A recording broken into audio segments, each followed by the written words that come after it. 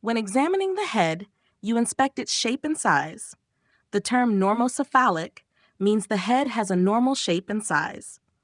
Microcephaly means the head is smaller than expected, usually due to a congenital condition or developmental issue like fetal alcohol syndrome or Zika virus. Macrocephaly means the head is larger than normal, often due to hydrocephalus or brain tumors. Check for facial symmetry.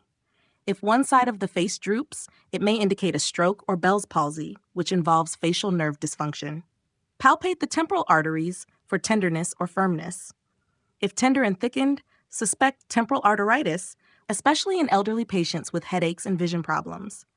Also, palpate the scalp for tenderness, which may suggest tension headaches or trauma. Eyes.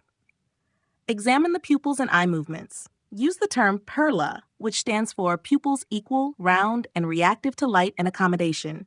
This indicates normal function.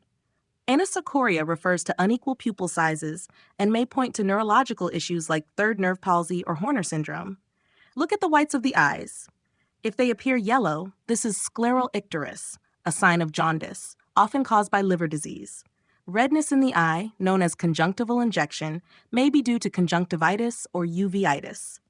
If the patient has light sensitivity, it's called photophobia, often associated with eye inflammation, migraines, or meningitis.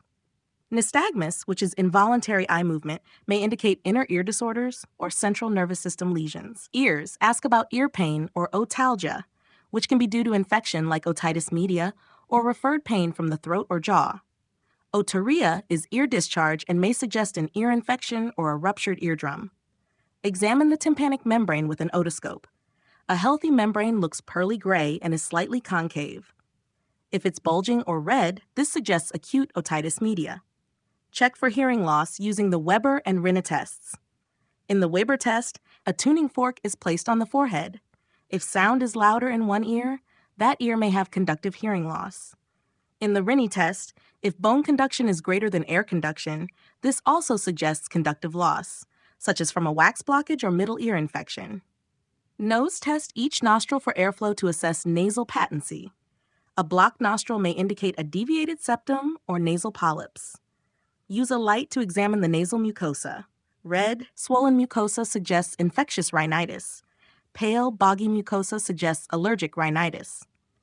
Look for signs of epistaxis or nosebleeds, which may occur with trauma, dry air, or hypertension. Press over the sinuses. Tenderness over the maxillary or frontal sinuses suggests sinusitis.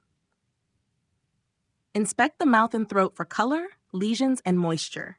White patches may be oral candidiasis, fungal infection, and ulcers may indicate aphthostomatitis. Look at the tonsils. If enlarged or covered with exudates, suspect tonsillitis, possibly streptococcal. Redness of the pharynx or pharyngeal erythema suggests pharyngitis. If the patient has halitosis or bad breath, it could be from infection or poor hygiene. A hoarse voice may reflect laryngitis or vocal cord issues. Neck. Check the trachea to make sure it's midline. Tracheal deviation may suggest a mass, large goiter, or tension pneumothorax. Palpate the thyroid gland for size and nodules. An enlarged thyroid could mean goiter from iodine deficiency or hyperthyroidism. Nodules may require evaluation for thyroid cancer. Feel for lymphadenopathy or enlarged lymph nodes, especially in the cervical chain. Painful nodes suggest infection. Firm, immobile nodes may indicate malignancy or lymphoma. Listen over the carotid arteries for bruits, which suggest turbulent blood flow and possible carotid artery stenosis. Look for jugular venous distension, JVD.